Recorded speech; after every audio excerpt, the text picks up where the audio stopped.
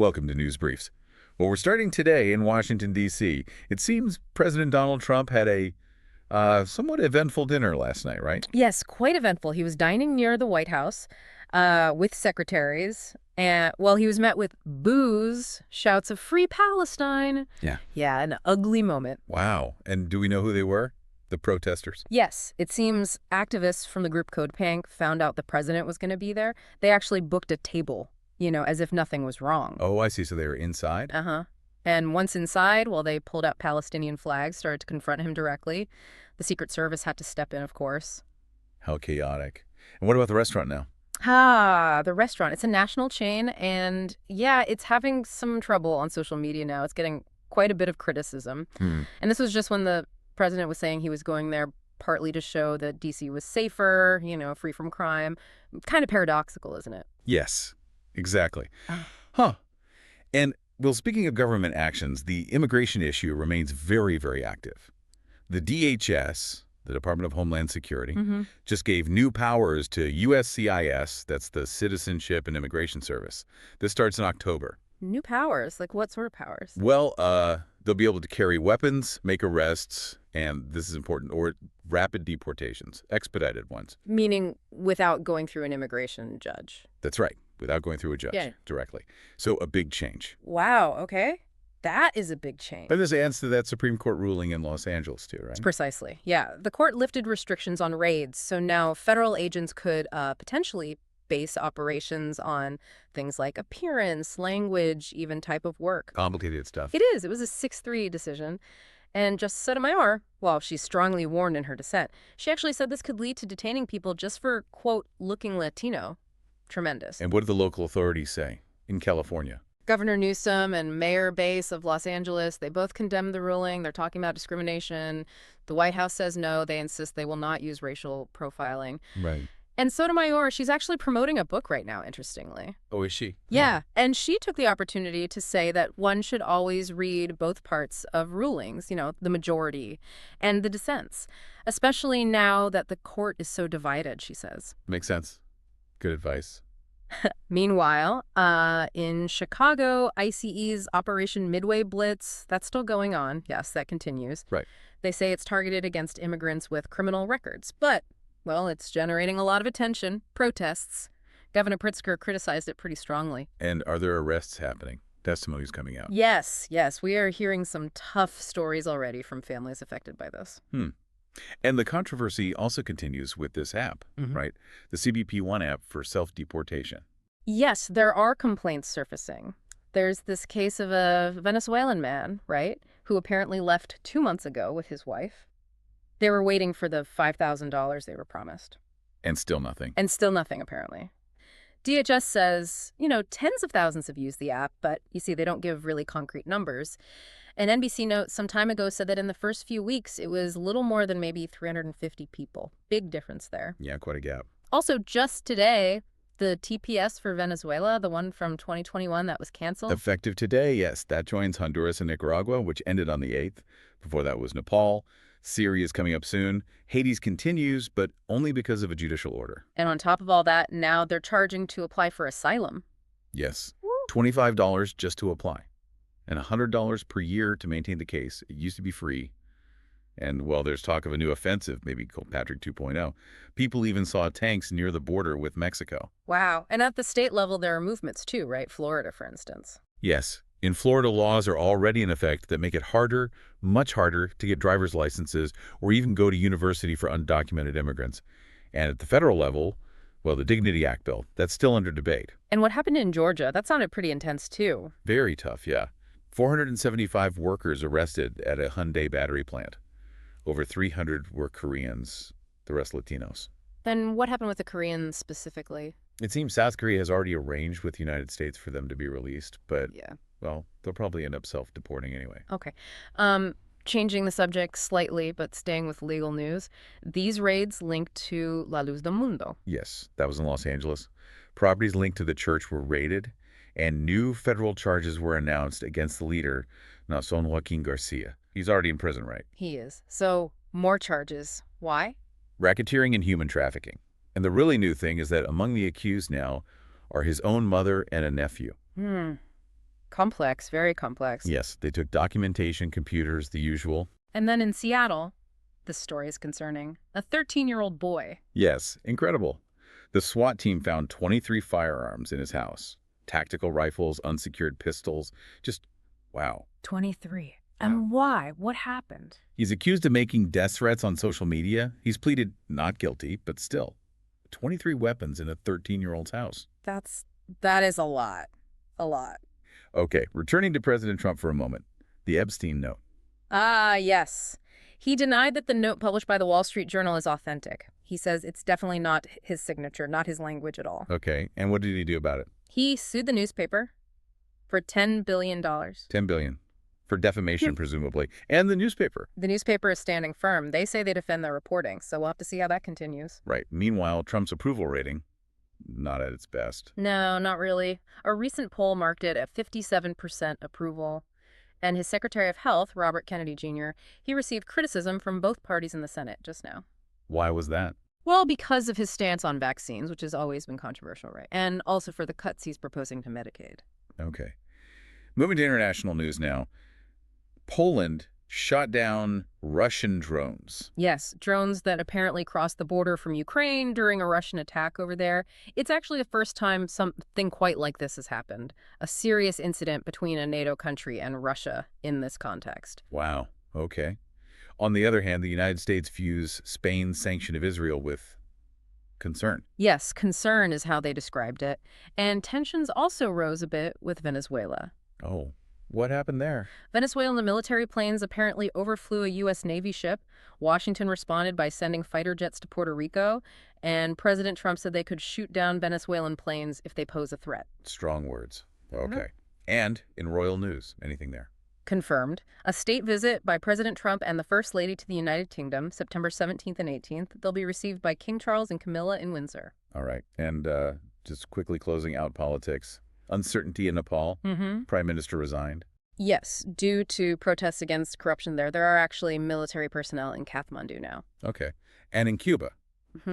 Another general blackout. Yes, again, the entire island without power. They're saying it was a failure at a thermoelectric plant. It's become a recurring problem, unfortunately. Yeah. Okay, well, let's move on to finance now. You mentioned Wall Street.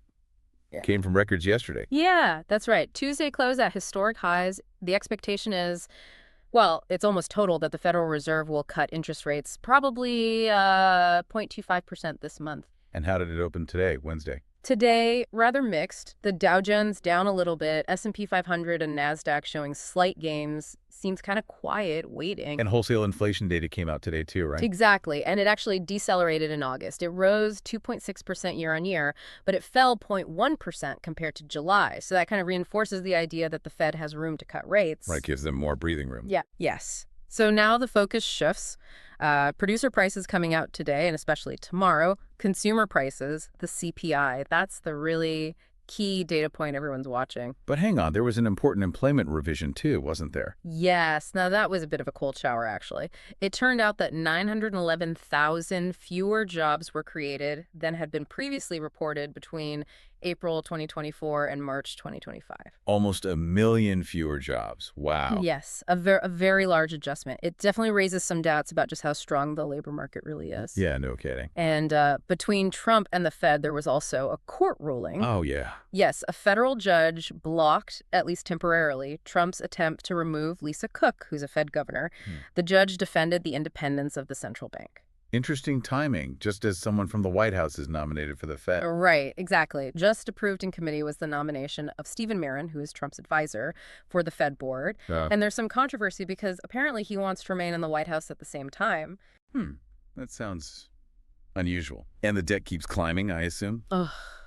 Yes, the U.S. debt has already surpassed $37 trillion, which is the equivalent of the long-scale billion used in Spanish. And what's really notable, maybe worrying, is that interest spending now exceeds defense spending. Just the interest payments are more than defense. Wow. It's a lot of money just servicing the debt. A worrying fiscal sign, for sure. Despite all that, the dollar was pretty stable today. Okay. Looking at the region, the Mexican peso gave back a bit against the dollar. And Mexico announced a strong increase in tariffs on cars from Asia, especially China, up to 50% in some cases. 50%.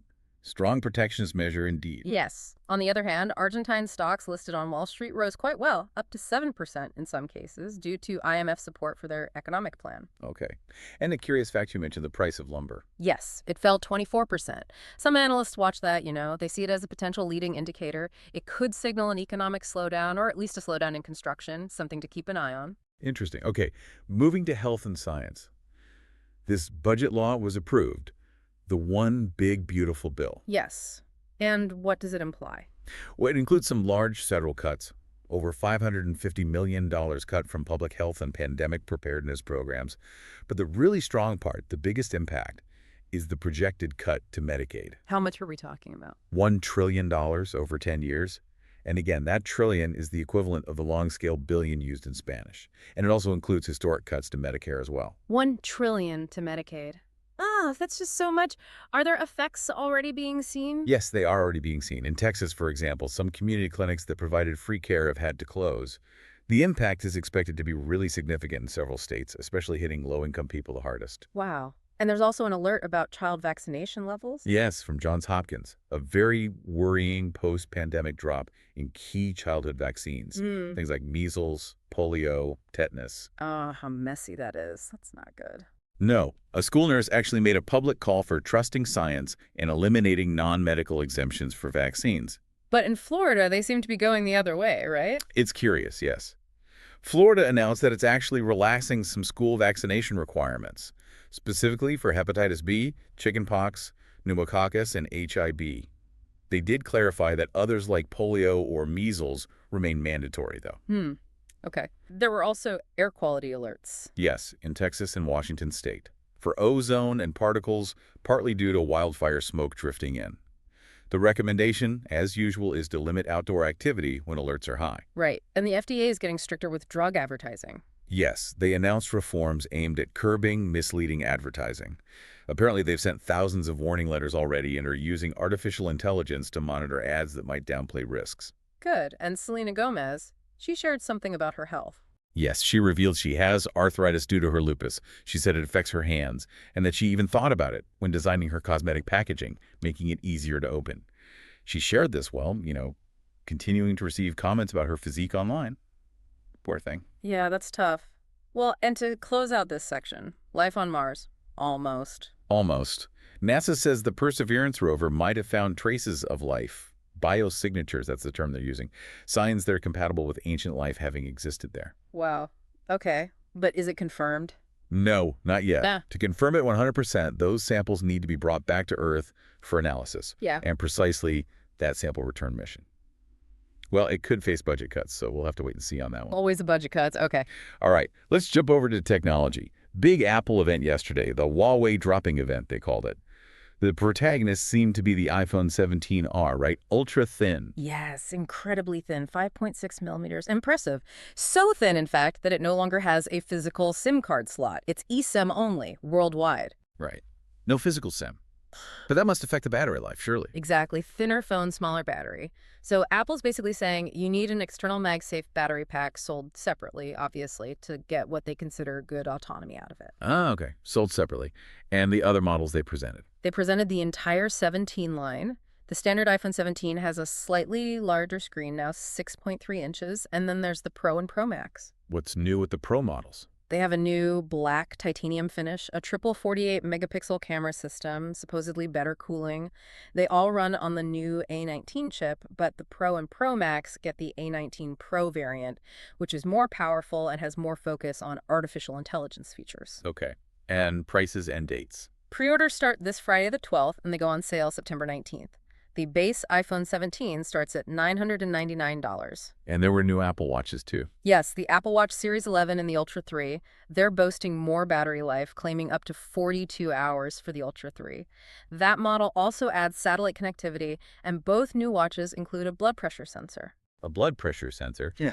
But, does that actually work well? Is it medically accurate? Well, you have to be careful there. The medical validity of that measurement still needs regulatory approval in several countries. Apple presents it as data, for awareness, but it's not intended as a medical diagnosis for now. Got it. Okay. And the AirPods?